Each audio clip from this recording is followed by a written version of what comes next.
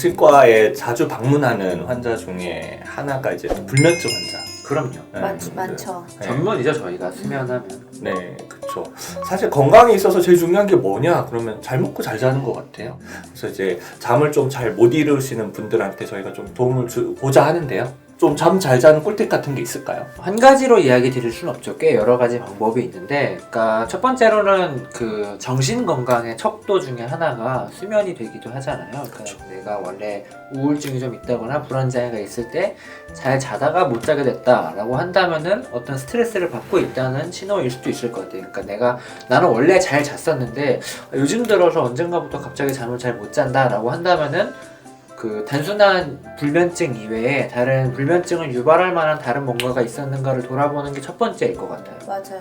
그 중요한 게 다들 오셔서 저는 우울한 것도 없고 스트레스 받는 것도 없는데 잠만 못 자요 라고 맞아요. 말씀을 하시는데 사실은 근데 그거를 조금 더 얘기를 더 깊게 들어가다 보면 없지는 않더라고요. 깊이 들어갈 것도 없어요. 그냥 잠만 못 자서 그 수면제만 처방받고 싶어요 라고 이야기를 하시는데, 그러면 언제부터 못 주무셨어요? 라고 했을 때 원래 못 잤어요 라고 이야기를 하시는 분들 중에 정말로 1차성 불면증이라고 이야기하는 분들이 있는데 한 2달 됐어요 라고 이야기하면 그럼 그때 혹시 무슨 일이 있으셨어요? 라고만 물어보면은 맞아요.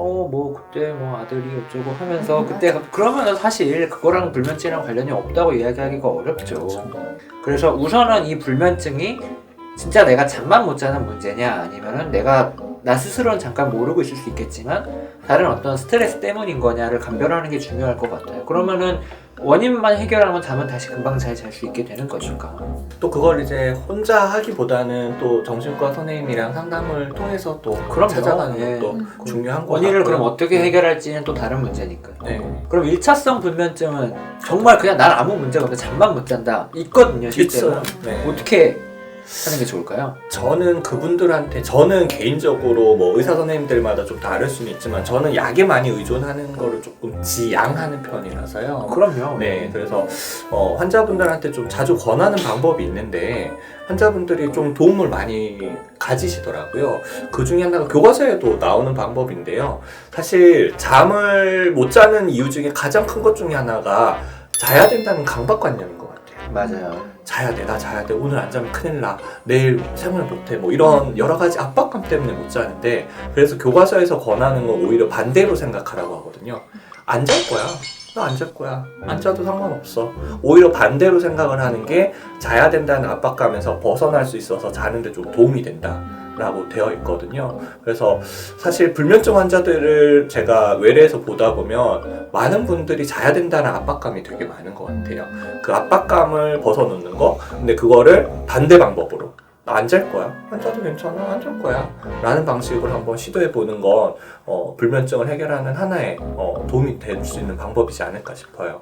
저는 제가 사실 좀 불면증이거든요. 예. 주기가 좀 있긴 한데 간혹 잠을 못 자는 때가 굉장히 많은데, 저도 아까 말씀하신 것처럼 내일 아침에 일어나서 출근해야 되는데 저 안 그래도 아침에 일어나기 되게 힘든 사람이라서 잠이 안 오면 자다 깨서 핸드폰 보고 지금부터 자면 몇 시간 지냈구나 그러고 누웠는데 자면 또 보면 1시간 흘러가고 지금부터 자면 4시간, 이제부터 잠들어 4시간밖에 못 자는데 그리고 물론 잠을 막 꼴딱 새울 정도로 심했던 적은 저는 많지는 않은데 정말 그런 불안감이 있거든요. 그래서 잠 안 잘 거야 라고 하는 것도 좋은 방법이지만 또 하나의 좋은 방법은 자려고 침대에 누웠는데 잠이 안 들면 일어나세요.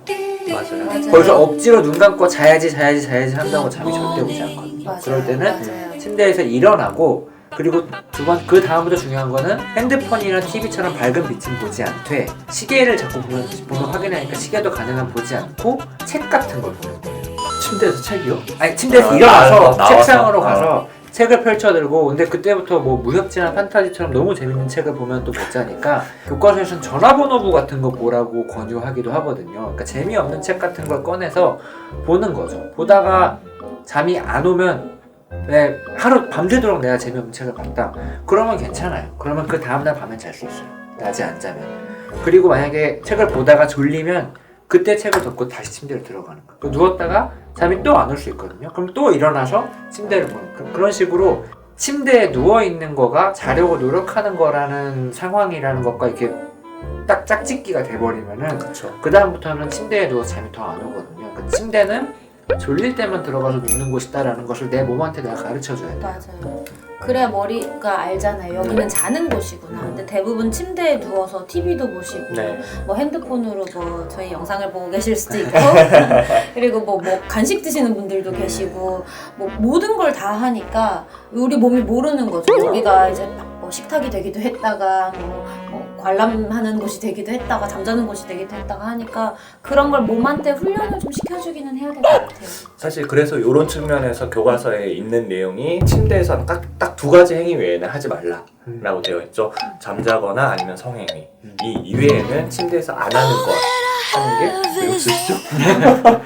교과서에 그렇게 돼 있어요. 네, 맞아요. 네, 맞아요. 그 외에는 하지 말라. 어려울 수 있어요. 저도 불면증이 있다고 이야기를 하고 불면증 있다는 거 알고 저도 정신과 의사고 환자분들한테 이런 걸 교육하지만 저도 막상 자려고 침대에 누우면 앉아서 막 웹툰 같은 거 보고 맞아요. SNS 하고 그러거든요. 근데 이게 습관이 돼버려서 근데 안 하려고 노력하는 게 이게 뭐가 중요했어. 난 그냥 잠이 안 오는 거라고 생각하지만 사실 이게 일주일 정도만 지속해보면 확 달라지는 걸 느끼실 맞아요. 수가 있어요. 이렇게 영향을 미치는 요소들이 되게 많잖아요. 일단은 빛하고 소음 같은 거는 확실히 좀 그 환경을 관리를 해줘야 되는 것 같아요. 그래서 흔하신 습관들 중에 하나가 TV 틀어놓고 잠드는 거. 맞아요. 그러면 절대 깊은 잠 못 자거든요. 그리고 그러니까 중간에 그게 깨는 일도 많아요. TV를 틀어놓는 이유가 제가 불면증이 있어서 하는데 잠이 안 오니까 맞아요. TV를 그러니까 잠이 안 오니까 침대에 누워서 이렇게 있는 게 되게 힘들거든요, 생각보다. 그러면 TV 보다가 졸리면 잠들겠지라고 생각하다가 진짜 졸리면 까무룩 잠이 들거든요.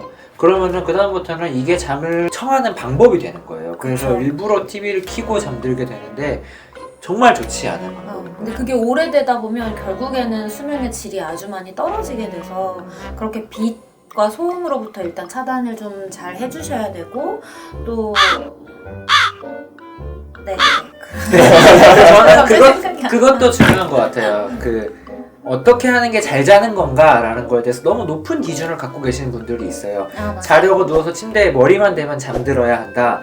자는 동안은 한 번도 깨면 안 된다. 그렇게 하지 않으면 나는 잠을 잘 못 잔 거다. 그래서 나는 다음날 낮에 피곤할 거다라는 그런 불안감이 있으신 분들이 있는데 자면서 한 두세 번 정도 깨는 건 정상입니다. 그리고 깼다가 다시 금방 잠들면 문제가 없는 거예요. 깨서 바로 그 다음에 다시 잠이 안 오면 그건 문제가 있는 거지만 두세 번 정도 깨고 화장실 가고 하는 거는 큰 문제 없고 자려고 눕자마자 잠드는 거가 정상은 아닙니다. 30분 내에 잠들면 괜찮아요.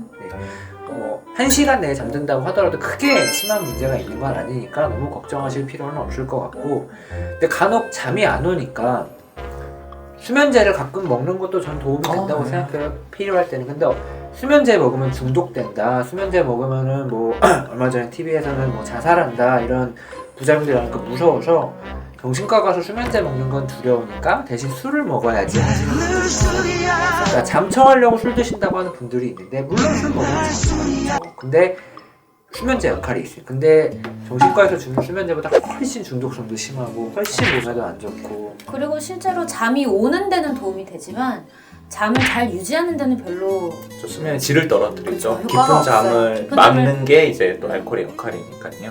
그러니까 수면제 먹는 게 무서워서 술을 먹는다 이거는 말이 안 되는 상황인 네, 거고 그렇죠. 네.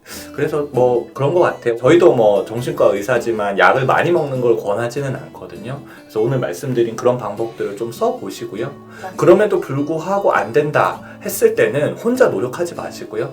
그래도 저희가 수면제라는 강력한 또 무기가 있으니까 근처 정신과 병원을 방문하셔서 약의 도움을 받아가면서 맞아요. 잠을 컨트롤하고 그게 컨트롤이 되기 시작하면 좀 줄여가면 되거든요. 네. 그리고 또 병원에 가서 당장 약을 처방받지 않아도 맞아요. 선생님이랑 얘기를 하면서 내 수면 습관을 체크해 볼 수 있잖아요. 네. 내가 어떤 수면 패턴을 가지고 있고 수면 일기를 쓰잖아요. 그렇죠. 내 버릇이 뭐가 안 좋았고 특히 뭐 카페인 이런 거랑도 연관이 워낙 많이 돼 있다 맞죠. 보니까 나는 몰랐는데 이렇게 짚어보니 알게 되는 경우들도 있거든요. 네. 병원에 와서 그런 것들 상담해 보시는 것도 좋은 방법일 것 같아요. 결론적으로 저는 잠을 내가 청해서 잘 수 있어야 한다라는 강박에서 벗어나시고 맞아요. 잠은 올 때 자는 거거든요. 맞아요. 잠을 일주일 동안 1분도 자지 않고 버틸 수 있는 사람은 없어요. 그건 정말 아무리 심각한 불면증이라고 해도 일주일 동안 저는 1초도 못 잤어요 라고 이야기하시는 분들이 간혹 있지만 그럴 수 없거든요. 맞아요. 결국 잠은 언젠가 옵니다. 그렇기 때문에 나는 자고 싶을 때 내가 자야 해 라고 그런 강박에서만 벗어날 수 있다면 불면증에서 조금 더 멀어질 수 있는 거기 때문에 걱정하지 마시고 문제가 있다면 정신과를 찾아보시는 것도 도움이 될 것 같아요. 네, 오늘 영상이 도움이 되셨다면 좋아요, 구독 부탁드릴게요. 궁금하신 점은 댓글로 남겨주세요.